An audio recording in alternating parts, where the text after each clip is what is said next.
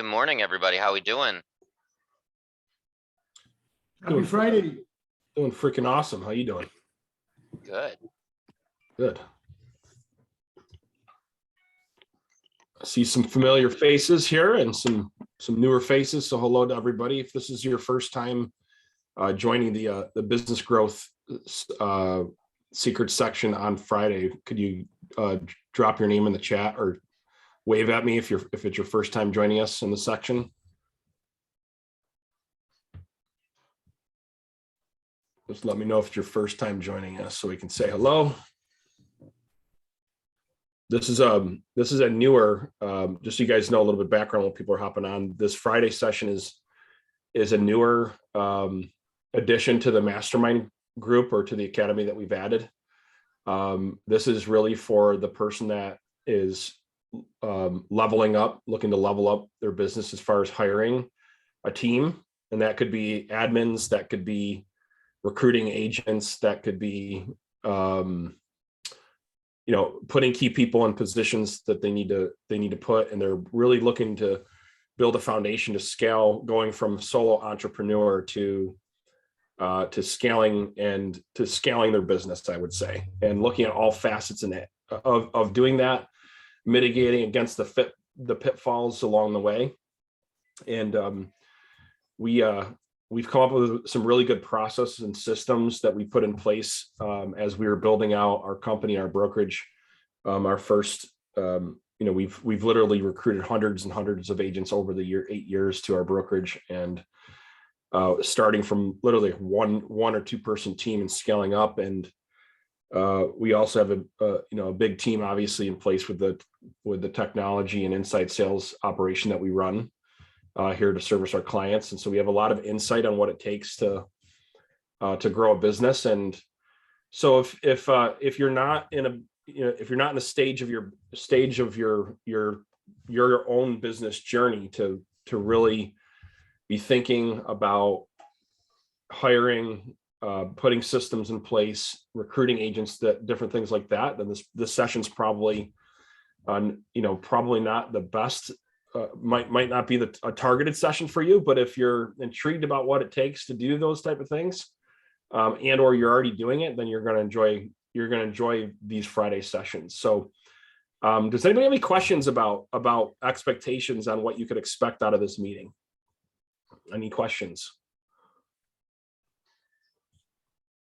Okay, so today we're going to talk about managing your business to maximize its profits. Who agrees that it does not? Who agrees it doesn't matter how much you make? It matters how much you keep at the end of the day. By show of hands, right? Who's ever made a lot of freaking money and had nothing at some point in their career because they, right? Like we've all been there, right? So largely today, I want to help you guys mitigate against some of the common mistakes that happen when you're scaling your business. And that starts with budgeting and making sure we're spending our money in the right places and we're managing our money in the right places. So that way we can scale fast, maximize our profits, and have a system in place where we're able to find the balance of creating positive cash flow in our businesses, but also put ourselves in, find that balance of improving our lifestyle, maintaining a lifestyle that we want, but also make sure we're feeding the beast, we're feeding our business, so to speak. So that way we're growing our wealth, right? And then simultaneously, as the business grows and there's more and more cash flow, we're not only our lifestyle is getting better, but also we're able to create pools of money and profits to go invest into other things like rentals and different things like that. Okay, so here's the thing: the same principles apply to even if you don't have a business. If you're just going out there making money, these are kind of best budgeting practices that we should all be using if we want to make sure we position ourselves to be successful in our life. Okay, so I want to talk to you a little bit about, I want to share a little bit about my backstory, kind of how the system I came up with a system, and gain some better light, and then we'll dive right into it. And I appreciate if you guys, if possible, have your cameras on while you're on session with me. If you can't, I guess it's not the end of the world, but I hate Zoom because I'm a personal guy. I'm a relationship guy. And if I just see a name on a screen and it's like, okay, like I feel like I'm talking to somebody from Mars or something. So appreciate if you can turn your cameras on. But a little about my backstory. So I grew up actually in a small town called Attica, New York. And if you don't know Attica, there's more people in the prison because it has the largest prison in America than there is actually in the town. And there's probably also more cows than human beings. Okay. in Attica, right? And so never, so I grew up basically having a farmer's, mentality where I had my dad and my grandfather instilled a work ethic in me. And I'm very, very thankful for that. But outside of that, the industry, when I was growing up, the farming industry was going through a major shift, and it was very, very hard to survive for small farms. And I don't know if anyone has a family member saw this happen, but farmers were either getting bought or going out of business. And so my dad was kind of caught up in the middle of that as my grandfather got older and I was young. And I grew up very, very, very in a very bad spot where sometimes I knew where my next meal was coming. And sometimes we were like, okay, we got to go to a family member to eat because we don't have enough resources. Right. So that's kind of how I grew up. And my dad was an awesome guy, worked really hard. It just, I love him to death. He taught me so many amazing things, but that's just how I grew up. And so I wasn't the kid that got the new clothes. I was the kid that went to the Salvation Army, right, for my clothes. So make a long story short, I was never taught any financial or wealth principles. And so I really didn't know how to manage money. Can anyone relate to that early on in your career? Okay, in some way, shape, like maybe you when you first started, you kind of look back and you're like, man, if I just knew how to manage my money 10 years ago, where would I freaking be? Can anyone relate to that? Right. So, largely, I then fast forward, I went to college. I started my first business out of my dorm, and I had a really good success. And at a very young age, at 21 years old, I was making six figures, and I was doing well. And but I had no clue what I was doing. So I went out and bought the Mercedes. I went out and bought the fancy watch and suits, right? And all the freaking things that people do when they think when they get money and they think it's cool, right? And then what happened is that business that I was building, the service provider sold the service to another company. The service went to shit, excuse my language, and basically I lost everything. I lost everything that I had built over. And so I'm sitting here at 26 years old at this point, pretty much as a 26-year-old, thinking about filing bankruptcy. Okay. And I was disgusted, pissed off, and I was determined to work my way out of it. And so I chose not to file bankruptcy. I chose to work hard and try to figure it out. And along the way, I was determined to gain some financial intelligence. Okay. And here's the really cool part. I found out as I was doing this is really, it's not complicated. Okay. As a lot of people think it is. And this is not a wealth creation course, but we're going to have more and more conversations about that on other Fridays on wealth creation principles. But today is really about the basics of managing your business finances the right way. So segueing into that, I got really good at a couple things, and I want you to write this down, please. If you want to get wealthy, you got to get really good at a couple things. Okay. Number one, you got to get really good at saving money. Okay. There's virtually been no person on the planet that has gotten wealthy that does not save money, not know how to save money. Okay. It won't happen, because I know a ton of people, millionaires, that made millions but did not know how to save money, that went bankrupt. Okay. How many basketball players doing it that we've heard those stories, or the football players, right? We hear those stories. And so you got to get really good at saving money. If you want to create wealth for yourself and your family, you got to get really good at saving money. Okay. And you got to manage your budgets. And then the next thing, number two, is I don't personally don't believe in extreme frugality, but you have to make sure that your lifestyle doesn't ever exceed, okay, what your financial goals are. Because if you're going out and you're spending all this money and you're not using your money to actually invest and create wealth, then it's very, very hard to ever get ahead. So number two is you got to be able to manage your personal lifestyle properly. Okay. And that comes down to budgeting. And this is going to lead into business here in a second. Okay. And then third, you have to become financially intelligent. You have to go out of your way to create financial intelligence for yourself. Okay. Those are the three things that are really, really important. You can't ignore it. It's got to be part of your professional and personal growth. And this applies to employees too, because as you guys start making more money, as you're employed, it's the same principles, right? So, one thing that you want to do, and within this layer of how you do this, okay, is having one bank account is absolutely idiotic. Okay, here's why. You need to, if you're going to manage your budget or your budget properly, and everything is in one bank account, most of us don't have the discipline, okay, to just let the money sit there. Meaning if it's there, it's going to get spent, right? And so first thing that I did as I was recovering is I went out and I opened up 4 different bank accounts, all connected to each other, and I created buckets.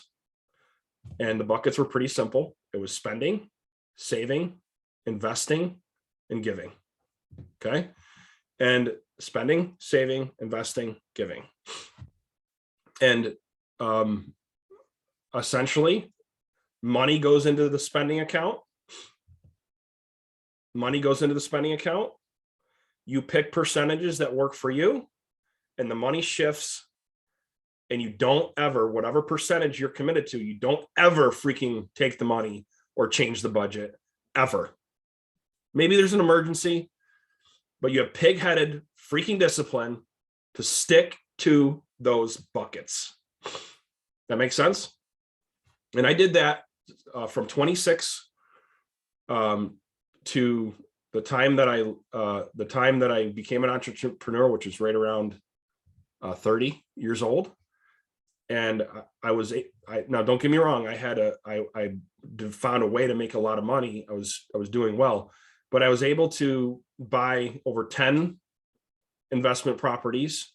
I was able to create a system in 4 years with that system, and having good positive cash flow to become to have assets worth of $1 million.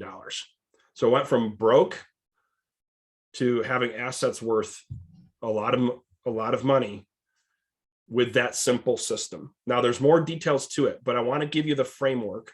I don't have time to get into the extreme detail, but what I want to do then is I want to help you guys have a mental shift if you haven't already. And you have to think about your business. Your business is not you. So please write that down. Your business is not you. Your business is a separate entity. Okay. Your business is not you. It is a separate entity. It has its own. That's why it has its own ID. Just like you have a social security number, it has its own ID. So you can't manage your finances as if it's the same as your personal finances. They can't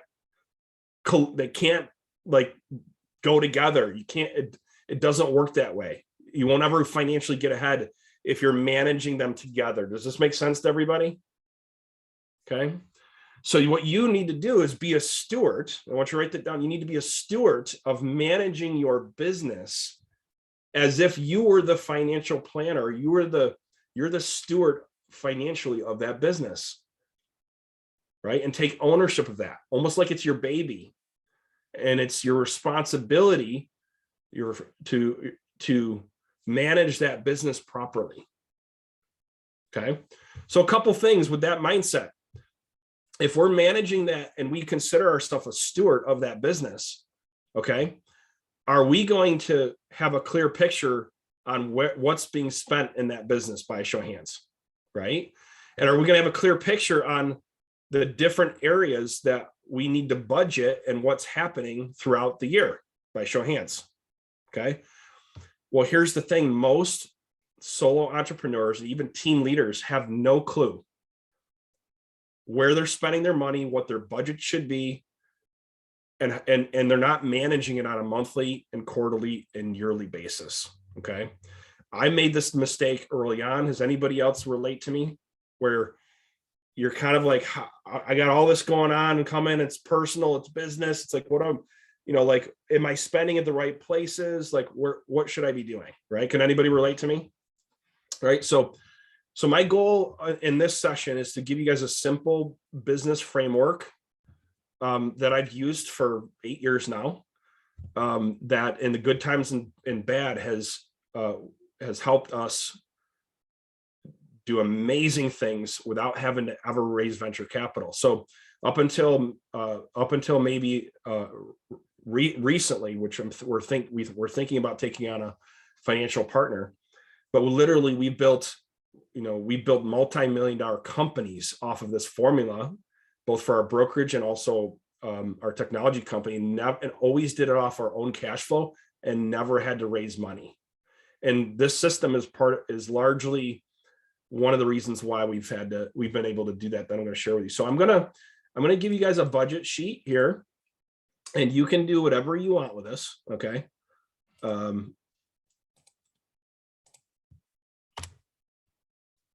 But I'd appreciate it. Just the action step right now is to click and open up this budget sheet.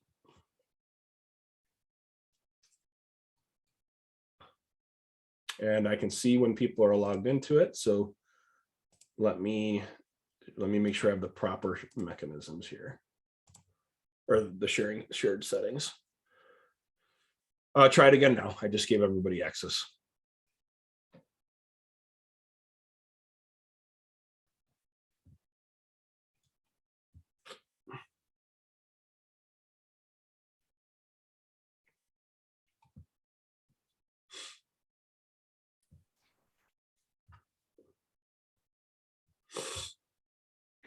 So we got 17 people on here, guys, and only 10 people looking at the sheet. So let's make sure we get everybody in there.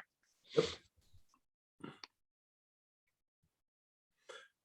And for the marketing coaches, the more that you understand how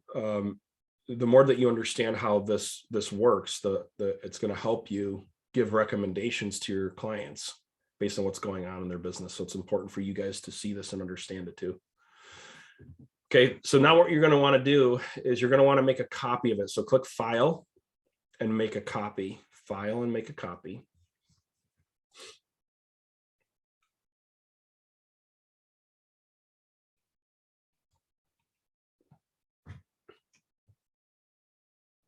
Okay, and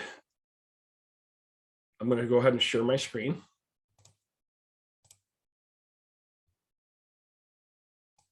Can everybody see my screen okay? Am I sharing the right one, John?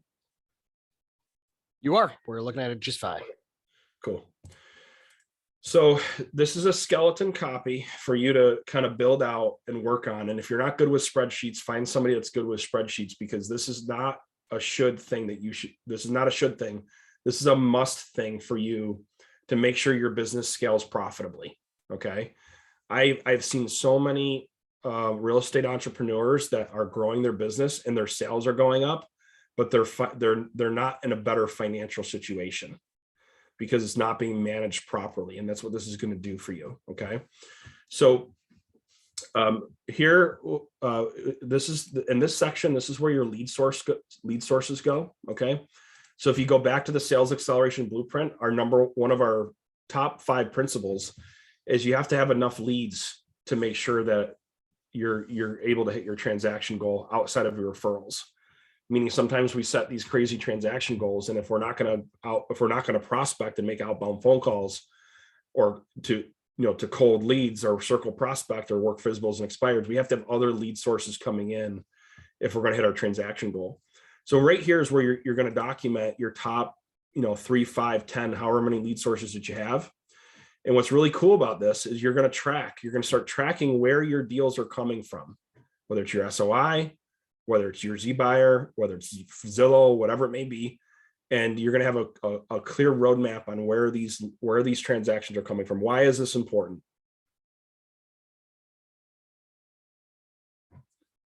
Why is this important to track where your deals are coming from? Because you don't want to waste money on ones that aren't working.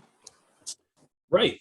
And that's part of it. I would maybe reframe it a little bit, Michelle, but you're correct. Is you want to know what's working and what's not and what needs to be improved.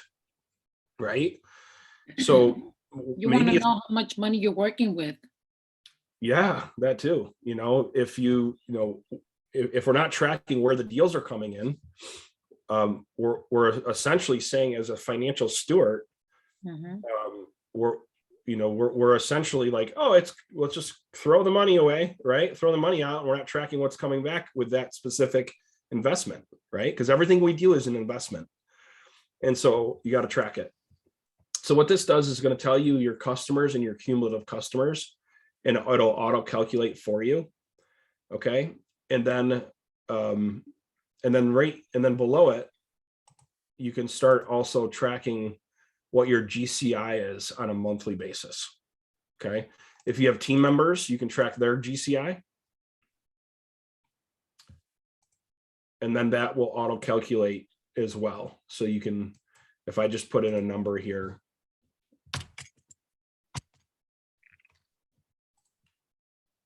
you can see how assuming that we made the same amount every month, it'll auto calculate it for you and give you a total over here. That's cool. Are we going to be able to use this sheet? Yep, I gave it to you. It's yours. Oh, good. Thank you. Absolutely. So, so you can go in there, and if you guys want, while I'm talking, I would encourage you to fill this out as we're talking, if you know this information, or at least interact with it, so that way you're learning how to use the sheet. Okay. So here's where it gets a little bit hairy.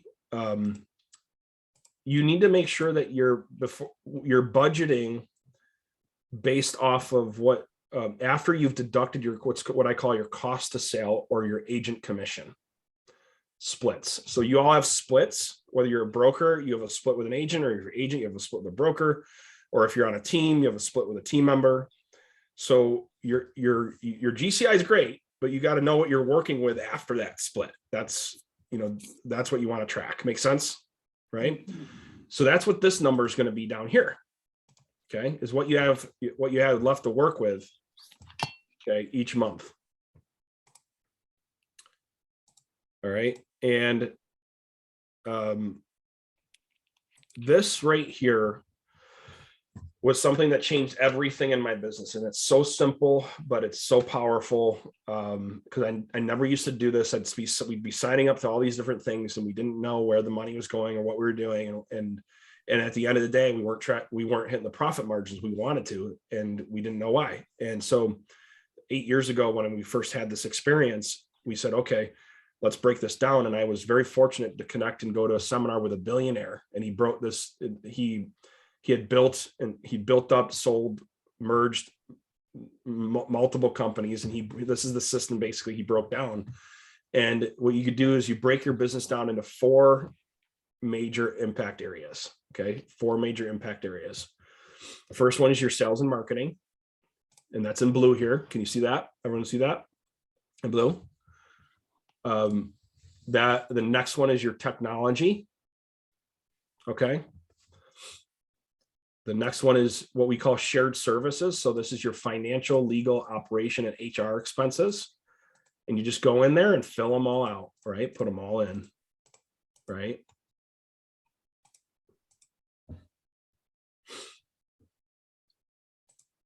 And then the last one is service and support. And what this is going to do is once you have it filled out, and you can, let's just say here, I don't know, your phone costs $100 a month, right? It's going to it's going to auto fill it out for you. And it's going to leverage it against and calculate all these numbers and subtract everything for you. So the formulas are already built. And so as you go ahead and put your expenses in, then what you're going to start seeing is you're going to start seeing what percentages you're spending in each impact area. Okay. So I'll give you an example. I'm working with a team, and this particular team had 6 or 7 support staff, and they only had 6 or 7 agents. So their support staff and their structure, and they were spending way too much money on support, and they didn't have any money left over for lead generation or sales and marketing.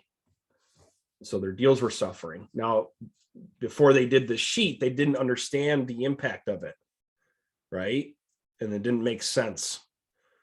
So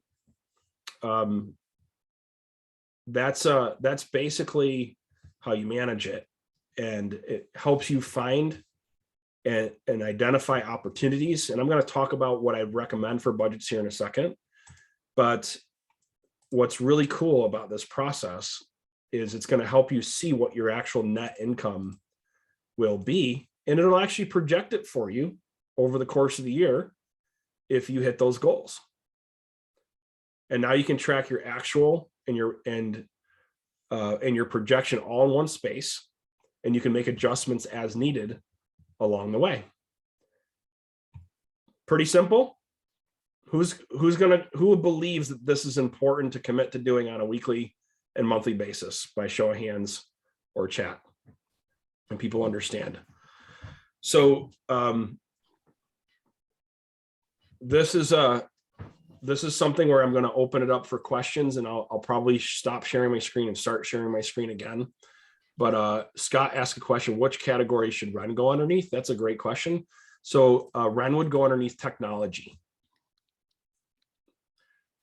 So Ren would go underneath technology. Now, if you upgraded to our inside sales service, okay, you'll see a separate subscription, and that's awesome. I'm glad this is helpful. So you'll see a separate subscription, and that inside sales service, that portion of it should go underneath sales and marketing, because that inside salesperson is helping you convert the lead, right? So if you're on our different services, as an example, postcard service, where would that go, guys? Let's throw some stuff out here to make sure we're all on the same page. Where would your postcard expense go? Sales and marketing. Yes. Where would your if you hired an admin that was servicing and supporting your clients, where would that go? Service and Admin. support. Yes, service and support. Yep. If you had a general administrative person that was just doing general work or general operations, where would that person go? Admin. Shared services. Services. That's right. If you're paying yourself and you're on your own payroll as an employee, where would you go? Shared services. Yep, shared services.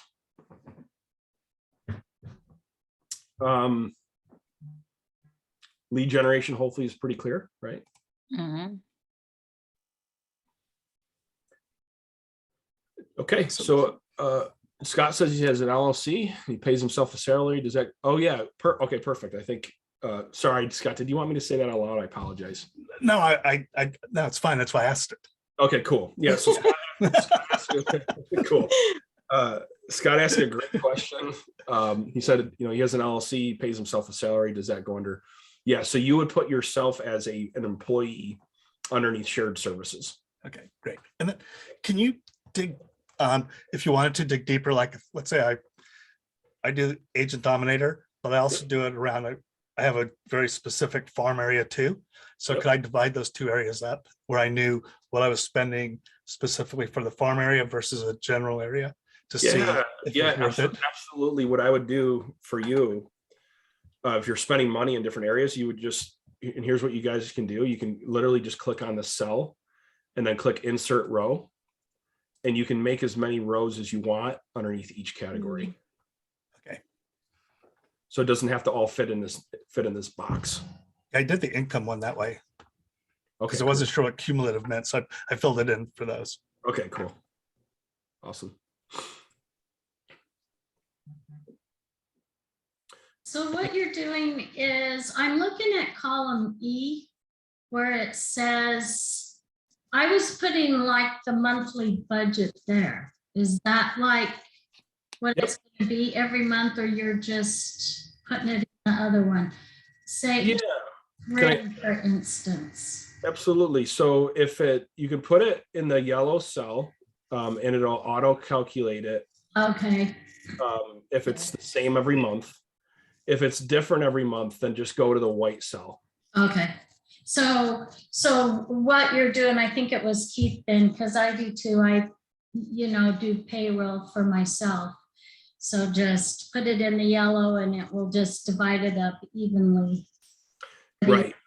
Okay, now all those stupid little apps that I have $200 worth, you're just putting those under what?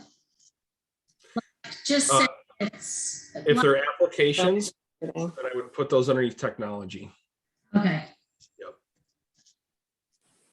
Anything that's a tool, like related to a tool online or on your phone, that's an app that I would put underneath technology. If there's a specific purpose for the app that may be like a QuickBooks thing, that would go underneath shared services. But your general, like your apps to kind of like grow your business, you could put those underneath technology. Okay, so this was one of my goals this year, was a profit and loss meeting with myself at the end of every month. Awesome. That's great. So this will really, really help, because I'm sitting there with a notebook and paper. Oh yeah, it's a lot more of a pain in the butt that way, right? And it's like almost like you don't want to do it. So My husband does Quicken. He's obsessed with it, I say, after 30 some years.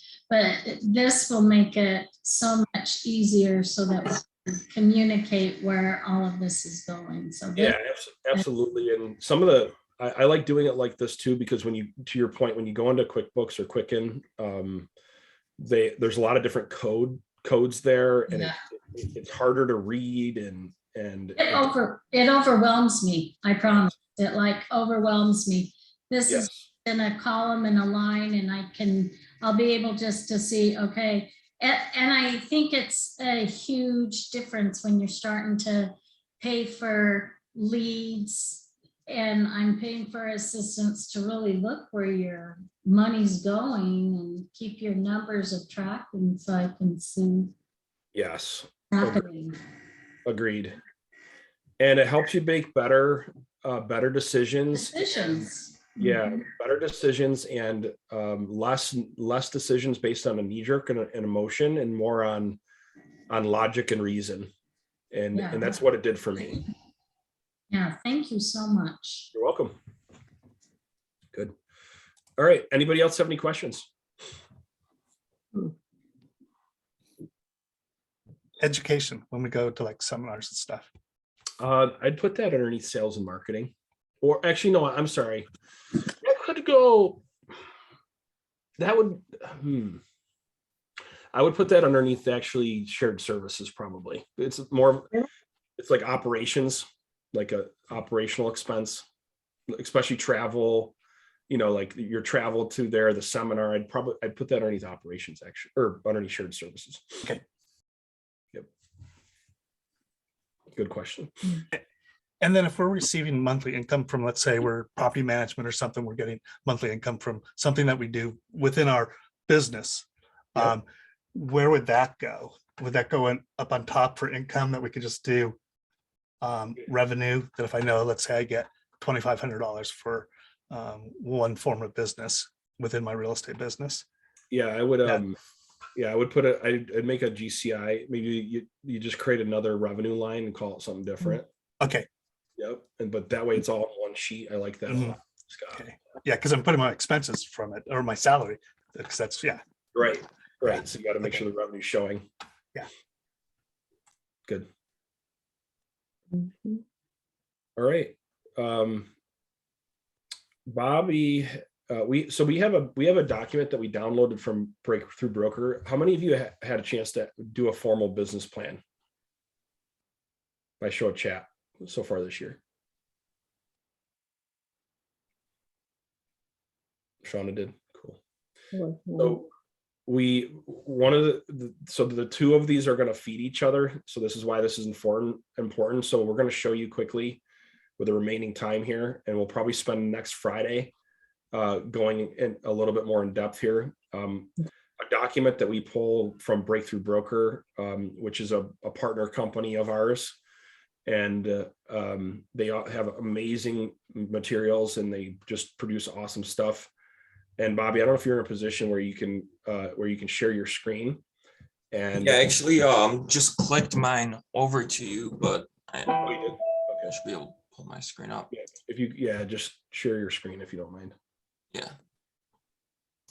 And what this is this is a very simple business plan, a document that you can fill out and that you can use, and you can take this information from that you filled out from the business plan and then have a very clear picture on what you need to do and what you need to accomplish, and then copy the necessary fields over to this spreadsheet would be the goal of this exercise. Okay.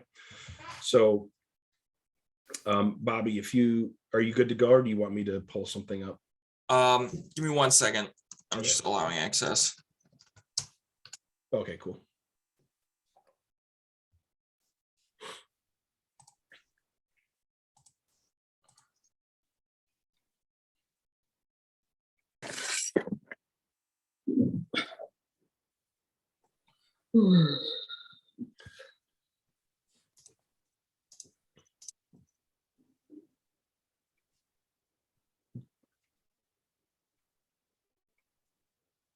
While he's pulling that up, what are your takeaways so far? Anybody else have any takeaways? Just to keep it a little interactive here. What were your like aha moments?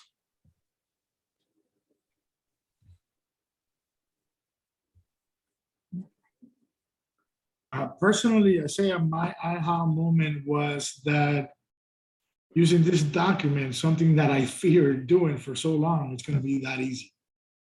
Yeah, well, to your edification, most documents that I've interacted with are a pain in the what, and that's why like people don't want to do them.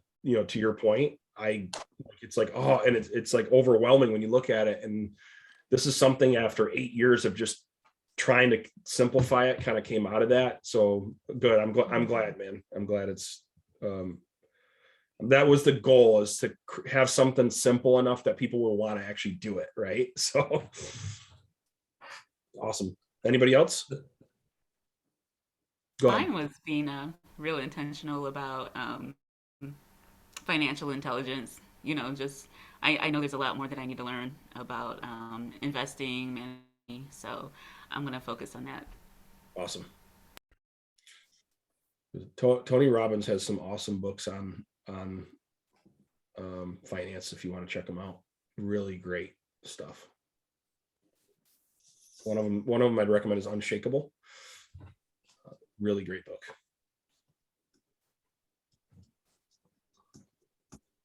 All right, go ahead, Bobby. Perfect. Do you guys see my screen? Yep. All right, so it's the 2022 business success plan.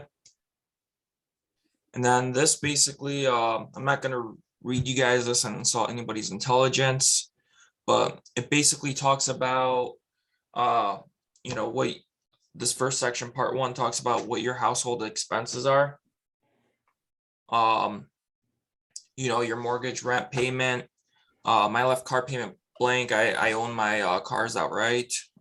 Gas payment, car maintenance, insurance, utilities, cable if you have any. I personally don't have time to watch TV, so I don't pay for any of that. Internet, cell phone bill, which this could be a business expense. I just listed it under here because it's, one of the items. Savings, health insurance, and everything. So mine came to about $5,000 a month is my household expense. And then when you multiply that to yearly, that was $60,000. So then when you come down, it says, what do you want to take home at the end of the year?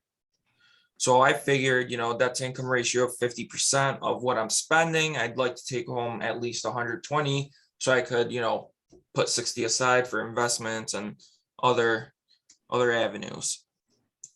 So when you do 30% times, you're multiplying by 30% because of the tax rate.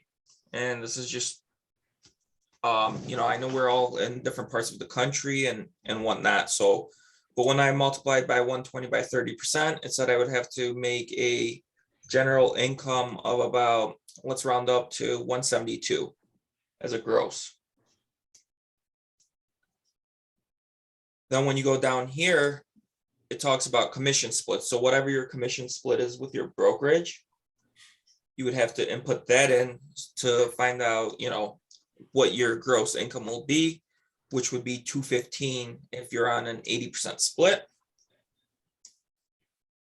And then if you have a cap with your broker, you put in your cap amount and that would bring you up to the 182 instead of the 215, depending on, and you could see, if some brokers offer different programs, a capping program or a lower commission program, you could plug it in and see which at the end of the year, which would be more beneficial for you in your business plan.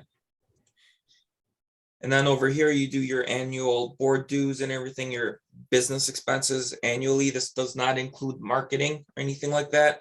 So if you want to do that, you would have to add that on top of this number.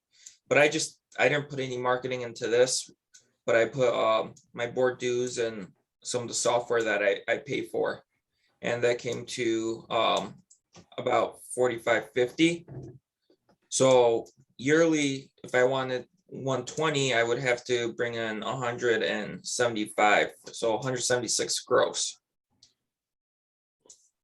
So where I am, our average commission rate is 3%. What we charge 6%, but 3 and 3. So that would mean an average of $7.3 million in sales.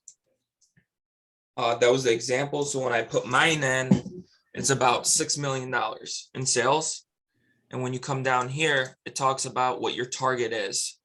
And our average market, I'd say right now with, everything is $200,000 for the average home sale price. So once you divide that by the 6 million, I would have to do 30 transactions to hit my goal. And this talks about buyers to sellers transactions, how many buyers and sellers you have to deal with. I really don't like dealing with buyers. I'm more of a listing agent. So I said I do 90% listings, 10% buyers, and that gives me 27 transactions a year that I would have to do as a listing agent and 3 transactions a year as a buyer's agent. And then you'd go through and you would break it down, estimated list to sale ratio. I just use the standard 80%. So if I sold 80% of my listings, that would mean, I would have to list 34 houses this year to hit my goal. And then it talks about how many appointments you need and how many people you need to talk to. So my target appointments would be 57. And I use the 80% ratio again. I would have to go on 57 listing appointments. And then when you go down further, it's the same thing with the buyer side. And then over here, you could put your different lead generation sources and, you know, where you're planning on getting your seller and buyer leads. And over here, I think this is the most useful page, as it breaks everything down for you. So for me to take home $120,000 from the real estate business, I would have to go on 5 listing appointments a month, and I would have to go on one. I would have to obtain 1 buyer every other month in my current market. And I did these numbers pretty conservatively. But does anybody have any questions with this? Who wants a copy of it? If you don't already have one, if you don't already have something like this. So Bobby, I don't know how we can get him a copy. I'll give you guys a copy here. Let me drop this in the chat. So what you guys, so the exercise is between now and next Friday, is what you want to do is and I would encourage you, if you do this over the weekend, is just to go down through the business document, fill that out, and then go in and fill out the other one. And collectively between the two of them, you might spend 2 or 3, 4 hours doing this. But if you know that you can make an extra $50,000, $100,000 by spending 4 hours because you're able to budget yourself the right way, I think we can all agree it's worth whatever time it takes to do this, correct? Right? So just don't let this be one of those things that you're like, oh, you know, this is great. You got to take it, you guys, please take immediate action on this and get it done. I'm saying that out of love as your coach. Get it done. Like there's no higher priority than to managing when it comes to business anyway, than to manage your finances correctly. There's no higher priority. Okay. So with that, we are at 105. John Lehman, if you could drop the survey link, I'd like to get some feedback on this. And do we have any other questions? I don't have a question, but I did want to notify everyone that if you were also looking for the link for that breakthrough broker, it's actually right on the Sales Academy at the bottom of the resources. If you click access templates there. That's good. Nate. Why don't you share your screen and show them? Okay. One second here. So I'll go to the dashboard real quick. Yeah, good call on that, Nate. Yeah. So right here, you can see our Sales Academy. If we click right here and scroll all the way to the bottom, you'll see our resources are going to be at the bottom here. Your resources. Right here is the section for Breakthrough Broker. Click Access Templates. And you can see right here is the Business Success Plan. Just get started. You can either create a login or you can do the download interactive PDF right there. And we're going to be talking a lot more about our materials that we're producing within Breakthrough Broker. What's really cool, guys, is you have every single template for every single thing you'd ever need right here in that resource. And what's really cool is it has an editable tool right in Breakthrough Broker. So you can actually edit all of your marketing materials right in their editor there and not have to hire somebody to do it if you don't want to. Cool. Thanks, Nate. No problem. I want to hear from my team a little bit. What were some of your takeaways from this conversation? I know that not all the marketing coaches are in real estate, but I'm just curious what your thoughts are about this session. Well, for everybody, I was actually using our internal chats here to let all of the coaches know that the sheet provided here, we have one that we go over with all of our clients called the calculator.